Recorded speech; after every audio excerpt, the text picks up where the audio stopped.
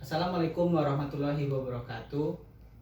Saya dari kelompok 4 bernama Randa Yolanda Putra, peserta Latsar CPNS KPU RI tahun 2021.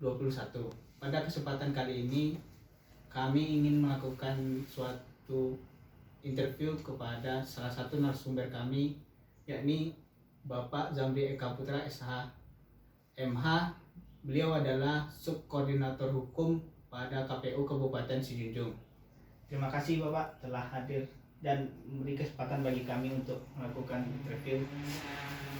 Ya, kami dari kelompok 4 mau mendapatkan pemahaman tentang apa itu yang menjadi pengertian atau pemaknaan dari wawasan kebangsaan menurut Bapak.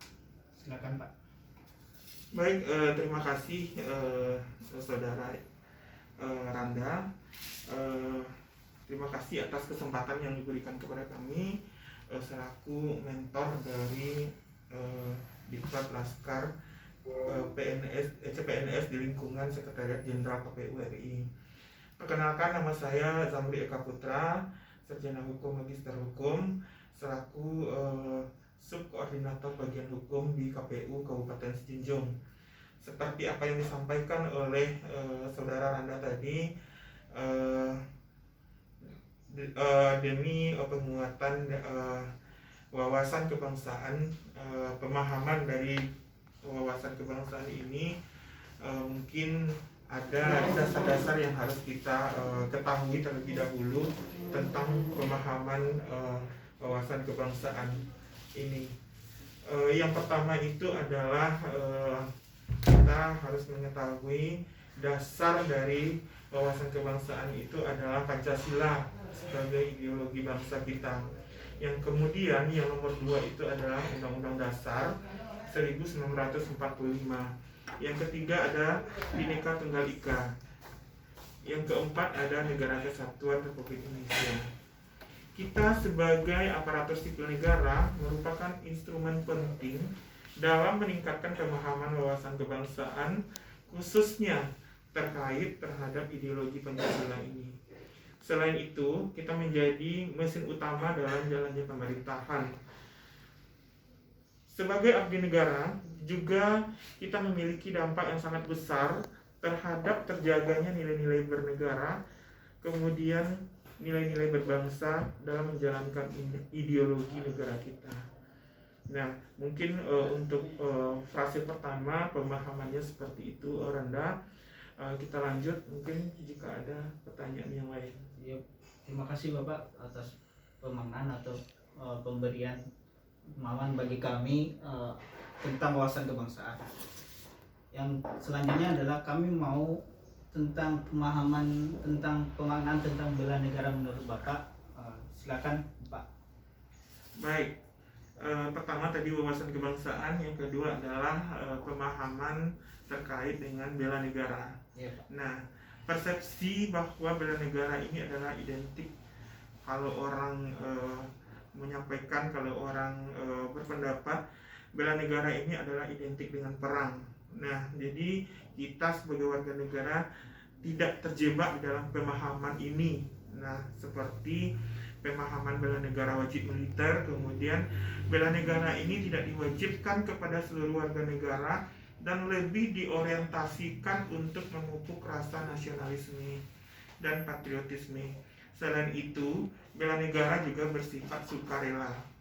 Nah, pada saat ini bela negara dimaksudkan untuk memperkuat rasa nasionalisme dan semangat patriotisme warga negara Indonesia di tengah ancaman bagi bangsa kita pada saat ini berupa kejahatan, terutama kejahatan teroris, kemudian aksi kekerasan yang berbau sara, kemudian pelanggaran wilayah negara, baik itu wilayah laut, darat, udara, dan luar angkasa.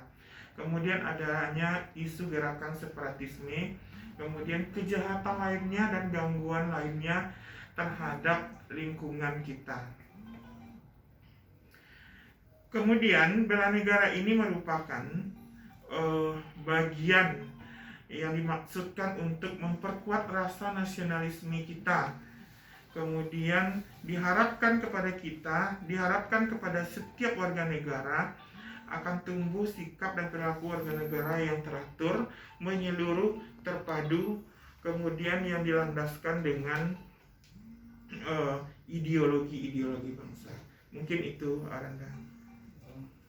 Terima kasih atas pemahaman dari dua poin tadi. Yang pertama adalah wawasan kebangsaan, yang kedua adalah bela negara. Selain dua pemahaman tersebut, kami ingin menyampaikan ada isu strategis pada kelompok kami. Menyepakati ada 3 isu yang kami angkat. Dari isu ini yang mana yang Bapak pilih? Yang pertama adalah 1, korupsi, yang kedua adalah COVID-19, yang ketiga adalah pencemaran lingkungan, dan berapa poinnya jika diurutkan ada poinnya 1 sampai 5. Yang mana Bapak? Atas itu adalah poinnya adalah korupsi. Oh, korupsi. Iya. Selain kami mau kenapa jadi isu strategis korupsi yang menjadi yang Bapak pilih? Karena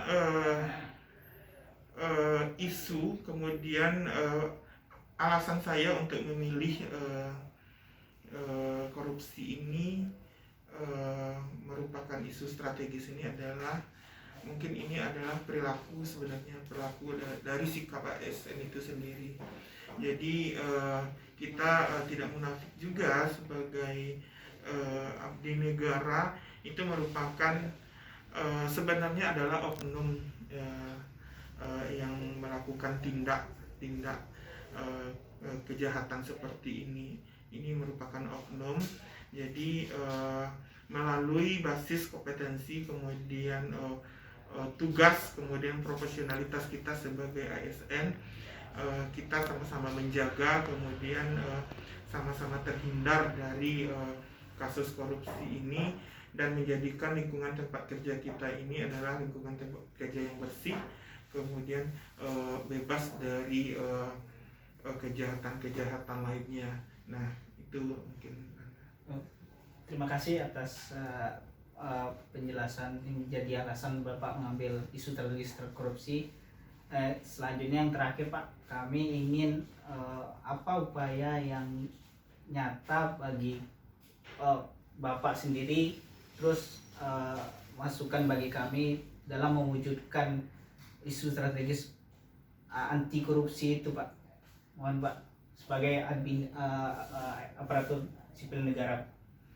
Baik, mungkin upaya yang bisa kita lakukan sebagai abdi negara itu adalah kuncinya adalah satu saja, adalah bekerja secara profesional, kemudian menempatkan pekerjaan kita itu sesuai dengan tupoksi tugas dan tanggung jawab kita di lingkungan pekerjaan kita masing-masing.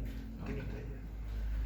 Oke Pak, terima kasih Bapak Zamri Eka Putra, SHMH, mengenai pemahaman dan alasan hal-hal yang disampaikan tadi. Kami dari kelompok 4, saya mewakili dari kelompok 4 mengucapkan terima kasih telah memberikan kesempatan dan waktunya untuk dilakukan interview. Akhir kata kami ucapkan wassalamualaikum warahmatullahi wabarakatuh.